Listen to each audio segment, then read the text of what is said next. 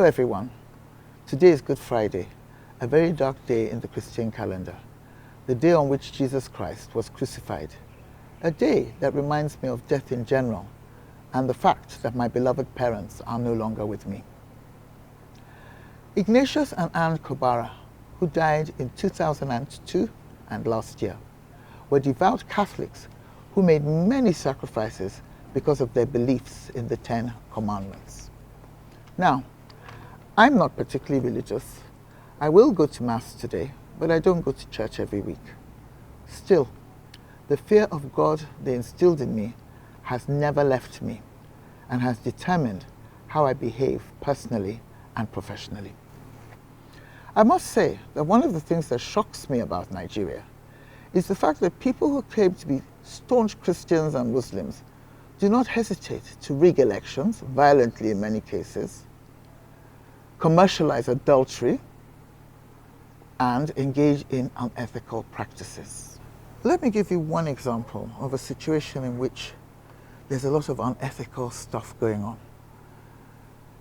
I come from Ogoni land, which is in Rivers State, and Rivers State is basically the capital of the oil industry.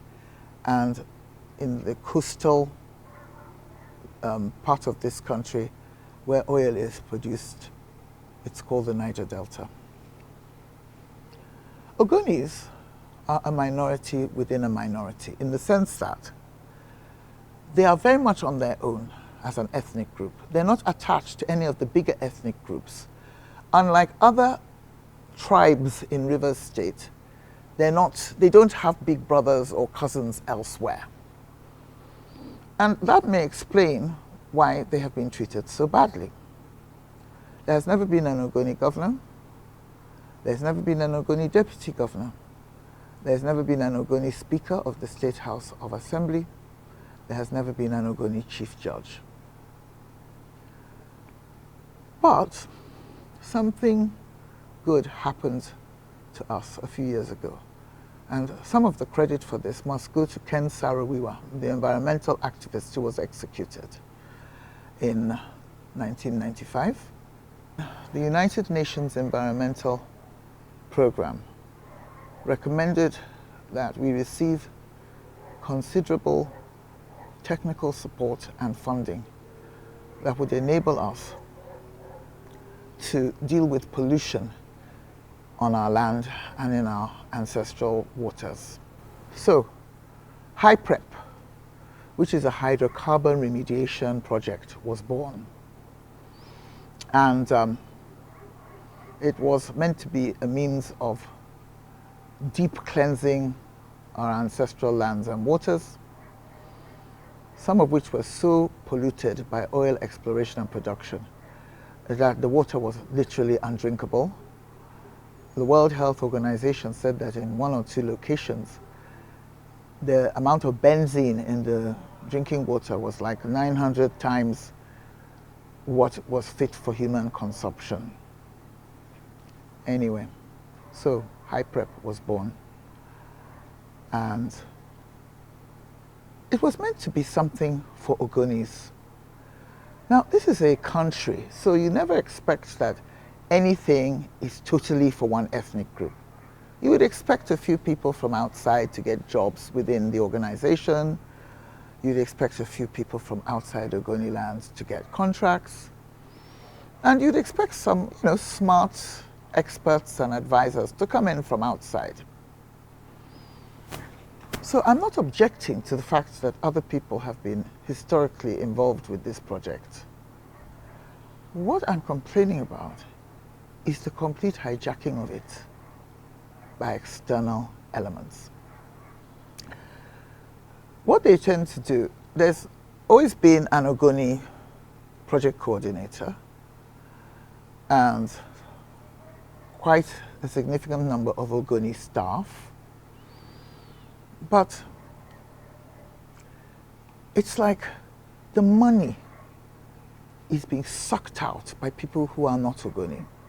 Sometimes in collusion with Ogoni stakeholders and VIPs, because that's one thing you can always count on in Nigeria, is that if you want to do the wrong thing, you will always find collaborators within the group that you want to mess up and cheat. So, again, I'm not saying that all the misbehavior is coming from outside. Some of it is coming from within our own group. But it's absolutely shocking the way the ordinary people on the ground in Ogoni land are simply not reaping the benefits that they should. I have known all of the project coordinators, and I think all of them had their hearts in the right place. So I'm not blaming them at all. Because frankly, their hands are tied. I mean, in this country, if you're not willing to play along to some extent with what the big boys in Abuja want, you're not going to keep your job. So I know that it's a very, very difficult balancing act, and I'm sure I would struggle if I was a project coordinator. I would struggle myself to balance the demands from the mandarins in Abuja with the needs of my own community. But what I want to ask the people who keep putting their hands in HYPREP and dragging out vast sums of money, people who are not from Ogoni, is, aren't you rich enough already? Because believe you me, it's not like we're helping regular Nigerians from Oshobo or Kaduna or other parts of the country. The people who are doing this are already multi-billionaires. So, and some of them are my friends, and they know who they are. And what I want to do is appeal to them.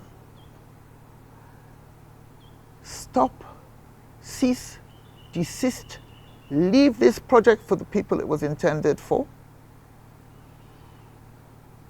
Let as many Ogoni people as possible benefit.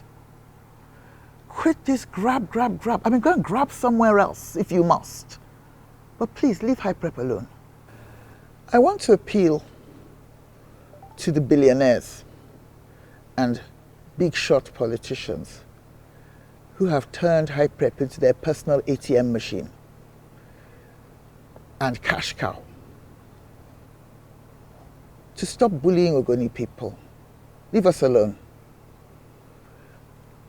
One thing I noticed, just observing from the outside, is that the project coordinators who are supposed to be based in Ogoni land and in Rivers State, focusing on the work that needs to be done to solve the environmental crisis, they're always on a plane to Abuja. They're always being summoned to Abuja for meetings. I don't know what they're coming here for. There's no environmental remediation that needs to be done in Abuja. So, you know, it's heartbreaking to watch. They're here every 5 minutes. They're never allowed to stay at their post and do their work.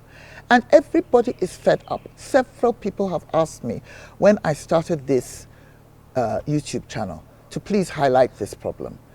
And of course, you know, some people say, but be careful, you know, they can kill you, because wherever millions of dollars are involved, the person who behaves like a whistleblower now becomes the enemy and your life could be in danger. I don't really believe that to be the case. Well, I mean, if anything happens to me, I hope you will all make a lot of noise. But I don't think that anybody is going to kill me for saying, look, we can all be better versions of ourselves. We don't always have to be bullies. We don't always have to be greedy. I'm not perfect myself, okay? Just allow Ogoni people to breathe. Let them admire you for running this project well. Of course, some people who are not Ogoni should get something out of it. This is this is a country. You know, we're not running Ogoni land like a separate nation. And I would also expect that if something interesting was happening in Lagos, for which I was qualified, that I could also benefit from it in some other part of the country. That's not what I'm talking about. I'm talking about bullying. I'm talking about malfeasance. I'm talking about just bad behavior. In fact, one of the problems that local people have consistently reported to me is that it's not even as if these guys who grab all the contracts and consultancies are doing a great job. There's a high level of non-performance. They collect millions and billions, and then they don't do the work. And as I said, some of them I would even count as friends of mine. I know who they are. You know? So I'm so disappointed. I'm so very disappointed.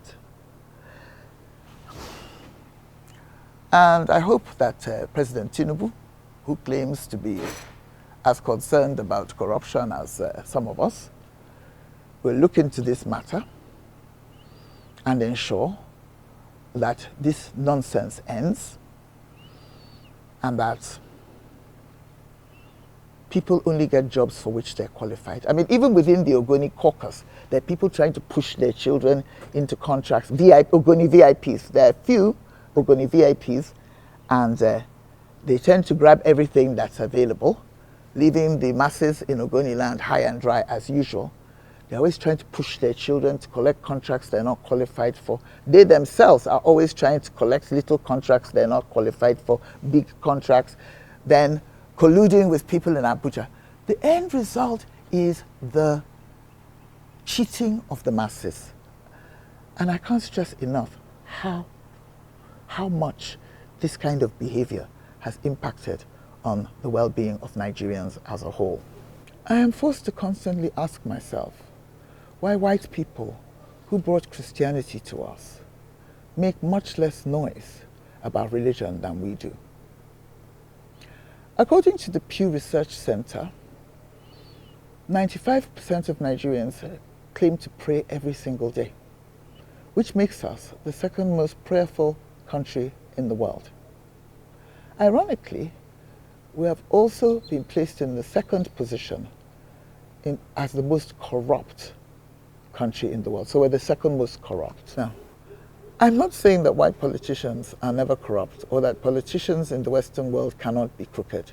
Of course they are. I mean, crooked and corrupt are English words. So that means that these syndromes must exist in the English-speaking world, you know, in the West. I am simply saying that their dodginess is at a much lower level and does not prevent them from delivering benefits like round-the-clock electricity, sophisticated healthcare systems, free primary and secondary education, and impressive infrastructural developments. Nobody is perfect. As I keep on saying, I am deeply flawed myself. I have made mistakes. I have done things I'm not proud of. But we really need to change the narrative in this country. One of the things I regret is the fact that I have not been able to persuade my son, Oliver, to share my basic belief in the Almighty. Oliver has been asking awkward questions about God since he was 4 years old and was expelled from his catechism class at the age of 7 for expressing the view that it did not make sense to believe in a divine being who sits in the sky, directing the affairs of mankind and making many wicked people successful, while making many innocent people suffer. I've always understood his skepticism, and I respect it because a lot of highly intelligent people are atheists. But I prefer to play it safe and stick with what I was taught growing up. So, for me and so many others, today, Good Friday, is a day of deep reflection on the fact that Jesus sacrificed his life for us.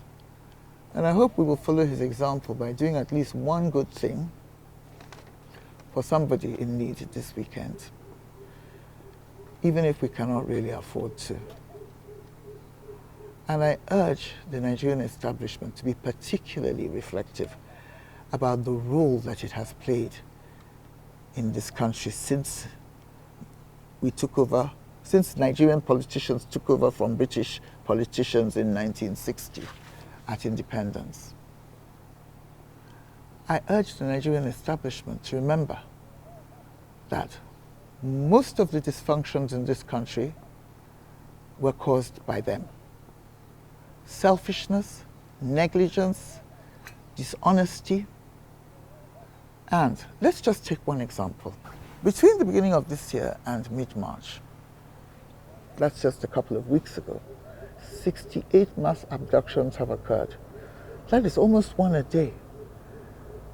And roughly 1,860 victims have been involved. And this does not include people who are abducted by themselves. It refers to people who are abducted in groups from schools and villages. President Obasanjo, our former president, who is, in my view, the best president we've had so far, pointed out a couple of days ago that a lot of these problems like kidnapping are caused by poverty and, unemployment. And I totally agree with him. So, kidnapping is a topic that's particularly close to my heart because I've been through it myself. And next Friday, in a special long edition of Donu's World, I will tell you about my ordeal at the hands of people who abducted me from my family home in 2015. Thank you for watching. Don't forget to like, share, and subscribe.